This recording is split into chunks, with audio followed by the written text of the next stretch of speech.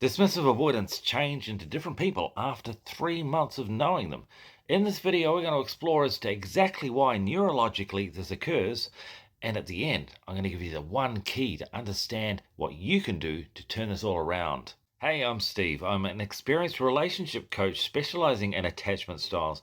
Now, if you've got any other questions regarding dismissive avoidance, those people who bring out the best and the worst in us, and you know that's true, then send me a message at the end of this video. Neuroscience teaches us that the nervous system and the rational mind don't process information in the same way.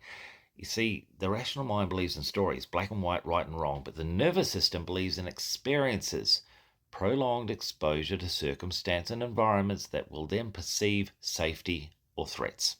So at the beginning of any relationship, there's no perception of a threat or even of safety, it's just fun.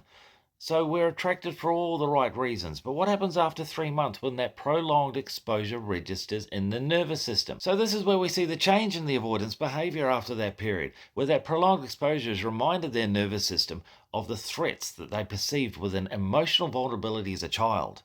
You are not the threat, but you represent that threat to the nervous system.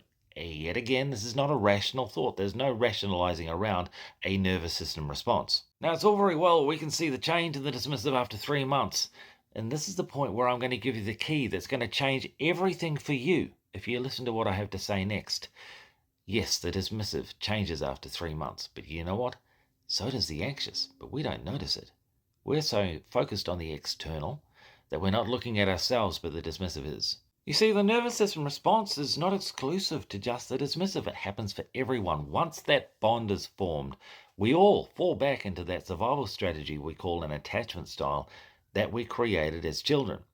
The dismissive, they want to withdraw, but the anxious wants to self-abandon, oversupply, become coercive, demanding, needy. So what we must do as anxious is take a step back from our survival strategy of codependency. Instead of expecting someone outside of us to regulate the inside of us, we begin to observe our emotions as our responsibility. Their experience becomes an opportunity then. What can I do for myself? How can I heal my attachment? And if we start to ask that question, stepping outside our survival strategy, which will be uncomfortable, there will be resistance, we'll be drawn back to that old behavior where I need someone else to tell me I'm okay. Sit with it. As you begin to grow and heal, that distance that you're providing for yourself also serves the avoidant because they need that space too. Once they've remembered that they care about you, they'll return. They don't need to be reminded.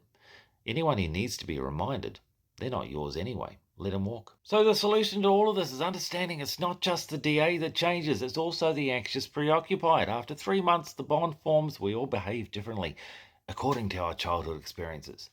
Take that time to observe yourself, not so much be focused on the other person, and that will actually serve the relationship for yourself and also for them. That's the key, and that's the secret. For anything further, if you're still confused, what do I do next, Steve? Send me a message. We can set up a Zoom call. We can have a chat about your experience and what we can do next for you.